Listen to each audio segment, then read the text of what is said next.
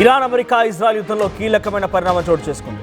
ఇరాన్కి Russia సంపూర్ణ మద్దతు ఇస్తున్నట్టుగా ప్రకటించాడు Putin.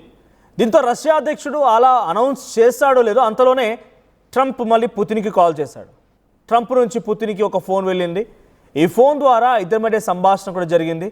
నేను దౌత్యపరమైనటువంటి విషయాలని ట్రంప్తో షేర్ చేసుకున్నట్టుగా పుతిన్ అంటే రష్యన్ మీడియా రాసుకొస్తున్న కథనాల్లో కనబడుతోంది. అయితే రష్యా అధ్యక్షుడు పుతిన్ ట్రంప్తో దౌత్యపరమైనటువంటి విషయాలపైన సంప్రదింపులు జరిపి యుద్ధాన్ని ముగించాలని చెప్పుకోవడంతో యుద్ధం ముగిసింది అని చెప్పి అప్పటికప్పుడు పుతిన్తో ట్రంప్ మాట్లాడుకొచ్చారంట. అప్పటికప్పుడు మాట్లాడారు, ఓకే. కానీ అంతలోనే మళ్ళీ యుద్ధం ముగియలేదు అని వాళ్ళొక స్టేట్మెంట్ ఇచ్చాడు. ఫోన్ మాట్లాడుతున్న సమయంలో ఒకటి, ఫోన్ ముగిసిన తర్వాత ఒకటి. అంటే రష్యా ఇరాన్కి సపోర్ట్ ఇస్తుంది అని చెప్పి బహిరంగంగా ప్రకటించడంతో ట్రంప్ భయపడిపోయాడా? రష్యా కనుక డైరెక్ట్గా సపోర్ట్ ఇస్తే ఇప్పటికే ఆయుధ సామాగ్రి లేకపోయినా డ్రోన్లతో విరుచుకుపడుతూ ఇరాన్ పెద్ద మొత్తంలో ఇరాన్ ఇజ్రాయెల్ యుద్ధంలో అమెరికాని ఇరాన్ ఎంతటి స్థాయిలో కొంత విధ్వంసం సృష్టిస్తోంది. గల్ఫ్ కంట్రీస్లో అమెరికన్ స్థావరాలపైన అటాక్ చేస్తూ చాలా పెద్ద మొత్తంలో ఫైనాన్షియల్ లాస్ క్రియేట్ చేస్తుందో చూస్తూ ఉన్నాం. ఇదే సిచ్యువేషన్లో అమెరికా ఇప్పుడు భయపడిపోవడం గల ప్రధాన కారణం ఒకటి ఏంటంటే రష్యా కూడా తోడైతే ఇరాన్కి రష్యా కూడా తోడైతే ఇరాన్ దగ్గర కొన్ని డ్రోన్స్ ఉన్నాయి, రష్యా టెక్నాలజీ ఉంది. సో ఇప్పుడు ఇవి రెండు కనుక తోడైతే డెఫినెట్గా ఇజ్రాయెల్ అండ్ అమెరికా మరింతగా కొంత విధ్వంసాన్ని చవి చూడాల్సి వస్తుంది. కాబట్టి వెంటనే ట్రంప్ పుతిన్కి ఫోన్ ద్వారా సంప్రదించినట్టు, ఫోన్ ద్వారా ఆయనతో మాట్లాడినట్టు, ఆయనతో మాట్లాడుతున్న క్రమంలో యుద్ధం ముగిసింది అని ప్రకటించినట్టుగా తెలుస్తోంది. ఆ తర్వాత వెంటనే మళ్ళీ యుద్ధం ఇంకా కొనసాగుతుంది అని చెప్పి ట్రంప్ మాట్లాడుకొచ్చారు. ఒకసారి ట్రంప్ ద్వంద్వ వైఖరి, ట్రంప్ ఏం మాట్లాడారో చూద్దాం. Call on that subject. I had a very good call with President Putin. We had a lot of people on the line from our side, from his side. We were talking about Ukraine, which is just a never-ending fight. And look, there's tremendous hatred between President Putin and President Zelensky. They can't seem to get it together. But I think it was a positive call on that subject. And we obviously talked then about the Middle East. And he wants to be helpful.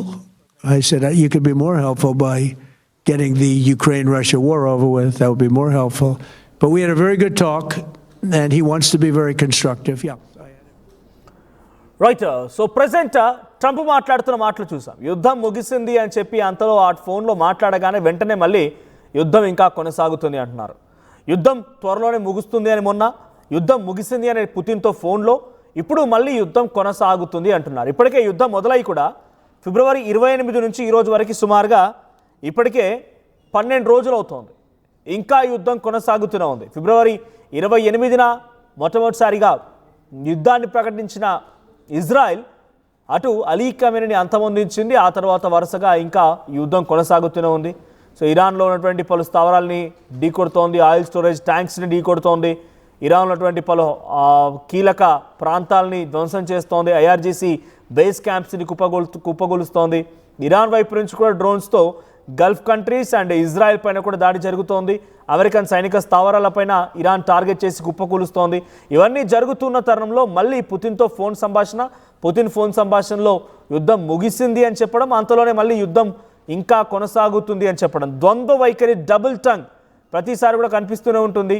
ద్వంద్వ వైఖరిలో భాగంగా Trump ప్రతిసారి మాట మారుస్తూ తనకు తోచినట్టుగా, ఇష్టం వచ్చినట్టుగా మాట్లాడుతూనే ఉంటాడు. సో ప్రెజెంట్ ఇప్పుడు ఇంకా యుద్ధం కొనసాగుతుంది అనేటువంటి సిచ్యువేషన్ ఆయన మాటలో అర్థమవుతుంది అని అంటే ఇప్పుడు జరుగుతున్నటువంటి యుద్ధం కారణంగానే అక్కడ కొంత ప్రపంచ దేశాలు కూడా ఎఫెక్ట్ చూపిస్తున్నాయి. గ్యాస్లు ధర పెరిగిపోయాయి, గ్యాస్ అవైలబిలిటీ తగ్గిపోయింది, ఆయిల్ ప్రైజెస్ పెరిగే అవకాశం ఉంది. స్ట్రైట్ ఆఫ్ హార్మోజ్కి అంటే హార్మోజ్ జలసంధికి సంబంధించి ఇప్పటికే మూసివేయడంతో చాలా పెద్ద మొత్తంలో గ్యాస్ కొరత ఏర్పడుతోంది, గ్యాస్ ప్రైజెస్ పెరుగుతూ ఉన్నాయి. అటువైపు క్రూడ్ ఆయిల్కి సంబంధించి కూడా బ్యారెల్ ధర పెరిగే అవకాశం ఉంది. దీంతో సడన్గా మళ్ళీ ఆయిల్ ప్రైస్ పెరగవచ్చు. ఇవన్నీ జరుగుతున్న తరంలో వెనకడుగు వేస్తారేమో అని చెప్పి అనుకున్నాం. కానీ అది ఇంకా రోజు రోజుకి పెరిగిపోతోంది, ఇంకా రోజు రోజుకి ఇది ఎక్స్ట్రీమ్గా మారుతోంది. ఇంతే ఇంకా యుద్ధం కనుక కొనసాగాల్సి వస్తే ఆయిల్ పైన ప్రభావం పడే అవకాశం ఉంది. సో చాలా పెద్ద మొత్తంలో ప్రపంచ దేశాల్లోకెల్లా ఈ స్ట్రైట్ ఆఫ్ హార్మోజ్ నుంచే సుమారుగా 20% ఆయిల్ వెళ్తూ ఉంటుంది. సో దాంట్లో అత్యధికంగా ఇరాన్, సౌదీ, యుఏఈ ఈ దేశాల నుంచి వస్తుంది కాబట్టి ఈ ఆయిల్ మొత్తం కూడా నిలుపుదల చేయడంతో ఒక్కసారిగా ఆయిల్ ప్రైస్ పెరిగిపోవచ్చు.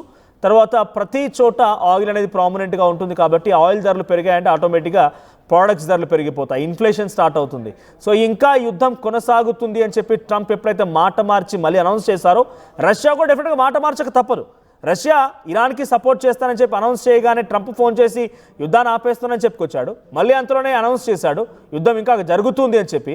అప్పుడు పుతిన్ కూడా వెనకడుగు వేయాల్సిన అవసరం లేదు. పుతిన్ కూడా తన సపోర్ట్ని ఇరాన్కి ఇవ్వచ్చు, ఎక్స్టెండ్ చేసే అవకాశం కూడా ఉంది.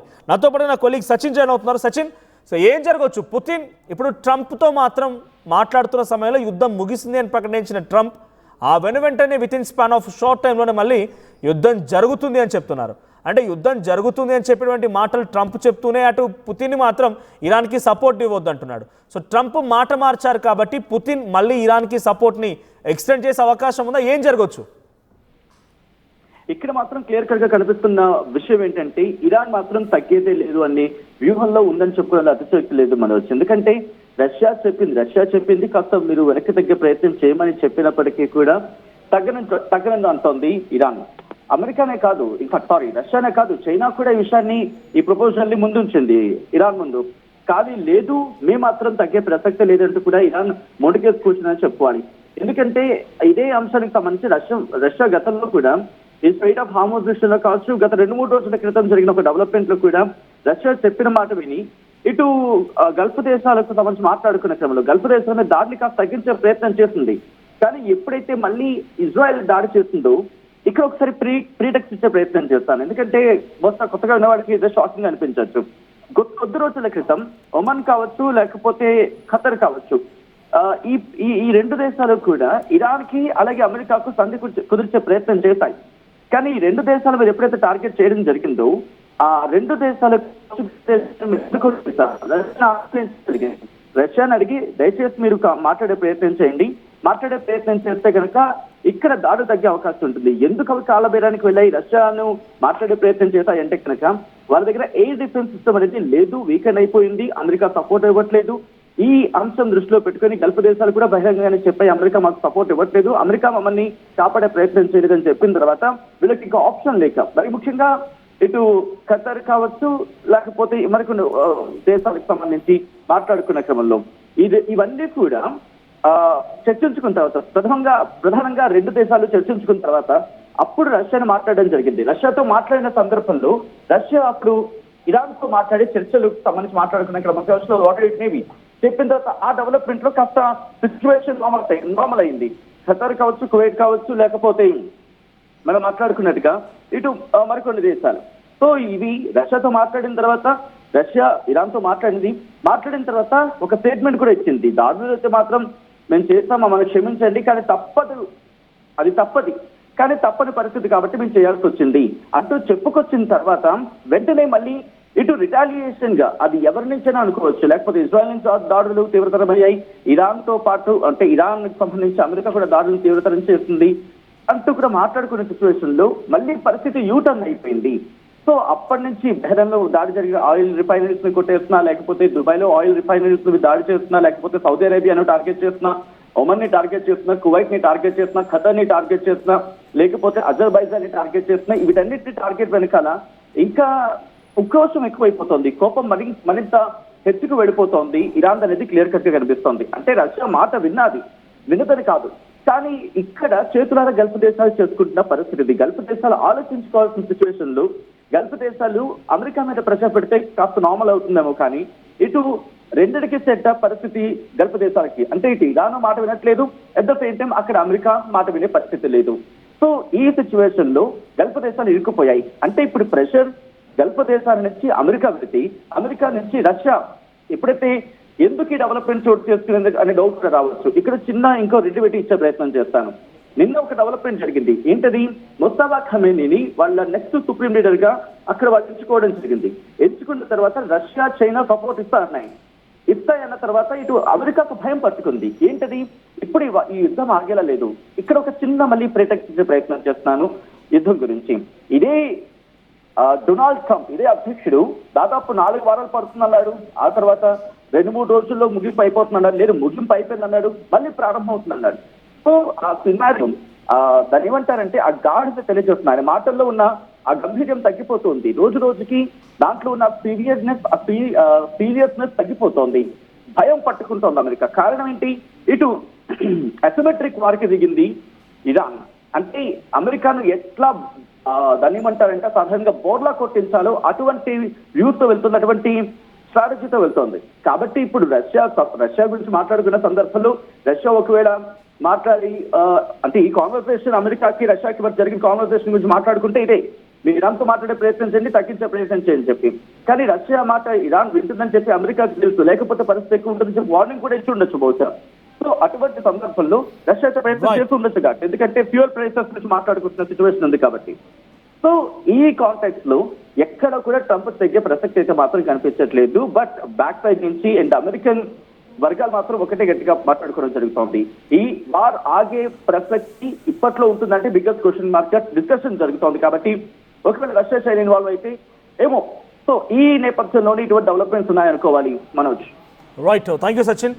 సో మొత్తంగా రష్యా డైరెక్ట్గా ఇప్పుడు యుద్ధంలోకి దిగితే అమెరికా కూడా మాట తప్పింది కాబట్టి రష్యా కూడా ఇప్పుడు ఇరాన్కి సపోర్ట్ ఇస్తున్నటువంటి మాట నుంచి ట్రంప్ రిక్వెస్ట్తో వెనకడుగు వేయాల్సిన అవసరం లేదు.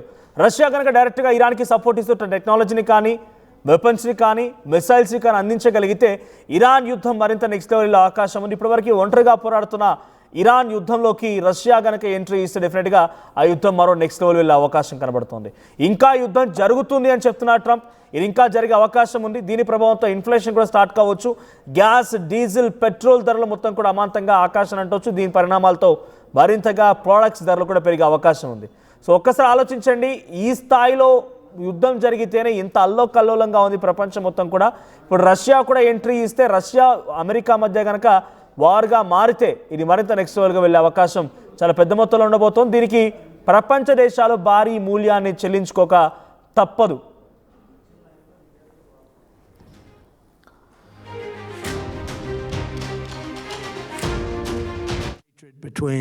I had a very good call with President Putin. We had a lot of people on the line from our side, from his side. We were talking about Ukraine, which is just a never-ending fight. And look, there's tremendous hatred between President Putin and President Zelensky. They can't seem to get it together. But I think it was a positive call on that subject. And we obviously talked then about the Middle East. And he wants to be helpful. I said, you could be more helpful by getting the Ukraine-Russia war over with. That would be more helpful. But we had a very good talk, and he wants to be very constructive. Yeah.